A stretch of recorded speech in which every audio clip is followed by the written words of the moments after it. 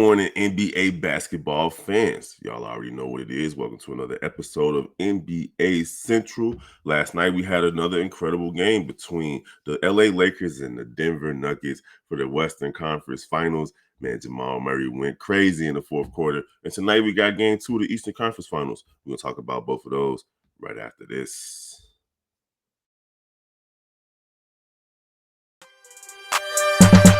Welcome to the number one place for your daily basketball news and analysis, NBA Central.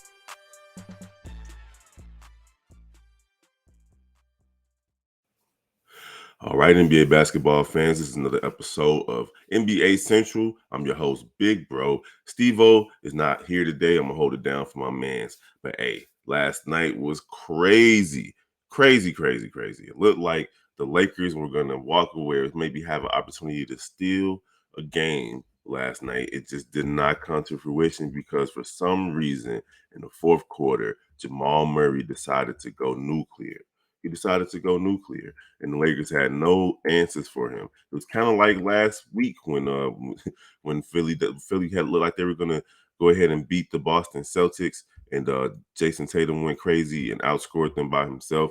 Last night, Jamal Murray was close to doing the same thing with a 23-point fourth quarter, 6 for 7 from the field, 4 for 5 from three, 7 for 8 from free throw line, and he had 3 rebounds and 2 assists in that frame as well. It was just amazing to see, especially because it looked like he basically outscored the Lakers by himself. The Lakers themselves scored 24 points in the fourth quarter. So there you have it, man. It was just a game of runs, and fortunately enough for Denver, they had the final say in the game of runs. LeBron James kind of struggled in that fourth quarter yesterday, going 3 for 7 from the field, and for whatever reason, he decided to take 3 3-pointers. And the same thing with Anthony Davis. It's not his strong suit. They combined to go 1 for 6 from 3 in the fourth quarter. And if it wasn't for Austin Reeves, who went 2 for 2, the Lakers would have missed every 3 that they attempted. With Anthony Davis hitting 1, they would have missed mostly every 3 that they attempted in the fourth quarter. And again, they were able to get away with this versus Golden State because Golden State was just really cold in the second round, and they outshot Golden State in free throws by such a huge margin that they were able to overcome poor 3-point shooting. It's not going to happen in this series. It's not going to happen. Denver may not be at the top of the league in free throw shooting, but they're much better than the Golden State Warriors were, and it's been showing so far in this series. So just a real quick rundown before we get to our pick for tonight. LeBron James came back down to earth a little bit. He wasn't totally inefficient, but he didn't hit a 3. He was 0 for 6. He almost had a triple-double with 10 assists and 9 rebounds last night to go along with 22 points. And again, we already know we weren't going to get another 40-point performance for Anthony Davis, not in back-to-back nights with his 18 points. 4 for 15 from the field and 1 for 3 from 3. All of his threes were taken in the fourth quarter. It's almost like the Lakers relegated to the old Cleveland Cavaliers, Miami Heat model of offense and just had Anthony Davis kind of standing in the corner playing a catch and shoot role a la Chris Bosh and Kevin Love back in the day. And it was just unfortunate because he does better in the post area. Austin Reeves had another awesome game, and so did Rui Hachimura. They both showed up, and they basically were the stars of the night for the Lakers, both playing efficient and effectively, whereas D'Angelo Russell and Dennis Schroeder did not show up, not in the way that they needed to, and it led to another loss for the Lakers as they fall 0-2 in this series. 8 for 30 from the 3-point line is not going to cut it. And they also had 12 turnovers isn't really bad. Both teams have been taking care of the ball pretty well. Now, on the other side, if you told me before the game started that the Lakers were going to hold Nikola Vucevic to just 23 points on 0 points in the fourth quarter and lose the game, I would have laughed at you. I would have felt like the Lakers would win a game like that. But they got major contributions from Bruce Brown again. And like I said, man, Jamal Murray has been lights out, not only in this game, but in the playoffs. Another 37-point performance for this young man to go along with 10 rebounds and 5 assists and 4 steals. That's incredible output from him. And that's not saying that Nikola Jokic didn't do his job because he still had 23 points, 12 rebounds. I'm sorry, 12 assists and 13 rebounds to go along with 3 steals. So he has yet another triple double, which I believe is his 7th triple double of the postseason. And of course, Michael Porter Jr. Contributed in the ways that he does with his 16 points, 4 for 7 from 3 as well. Good morning, son. Love you, man. Have a good day at school. But all right, so there you have it. The Lakers fall to a 2-0 hole, 0-2 hole versus the number 1 team in the West. And now, that they basically just held court. The Lakers cannot afford to lose either one of the games in LA.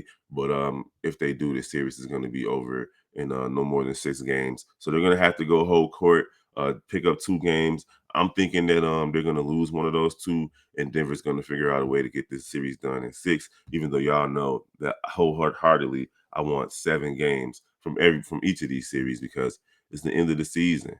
All right, now tonight we got the Miami Heat versus the Boston Celtics in Boston, and of course, Boston dropped another game 1 like they did last series versus Phillies and at home. So Miami has already proven that they are not afraid of anybody in these playoffs. The Heat have a culture of winning, of success with Eric Spoelstra, Pat Riley, that front office over there, Udonis Haslem over there playing the elder statement in the locker room, and then you got the bench contributing. With man, you just had everybody contributing game 1 for the most part. And Jimmy Butler is just an incredible leader. He's an unsung leader. I think he hit a few rough patches in Minnesota and Philly because of his approach to the game, but it feels like Miami was just the perfect fit for him. A player that decides to, leave it out all on the court every single night. You got to give Jimmy Butler his credit. He may not be the most super duper superstar, but he's definitely a superstar in this league, and he proves it every playoffs. And it's a new NBA where they don't really care about the regular season, but they show up in the playoffs, and some people are able to pull it off seamlessly, like Jimmy Butler, and other players aren't able to pull it off seamlessly. So tonight, in Boston, I feel like Missoula and company are going to make their adjustments. It's going to be another dog fight, but I just don't see Boston dropping 2 games in a row to start this Eastern Conference Finals. If they do so, Miami's going to knock this series out quicker than anybody could have anticipated. So I'm giving Boston the edge tonight to go ahead and get this W.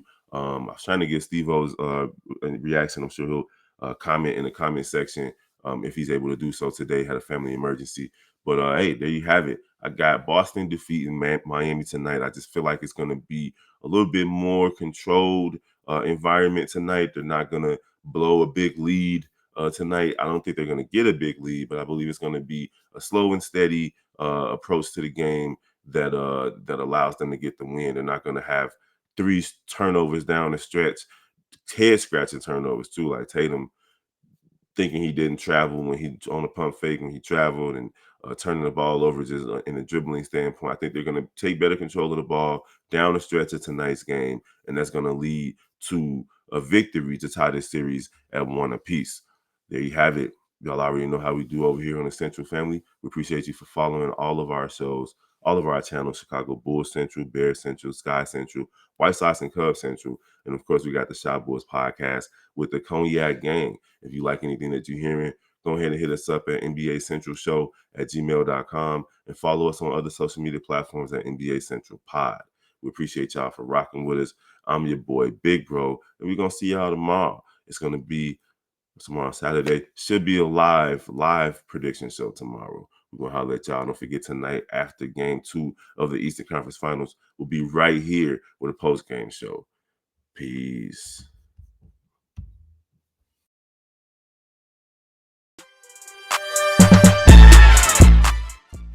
This has been a presentation of the Breaks Media.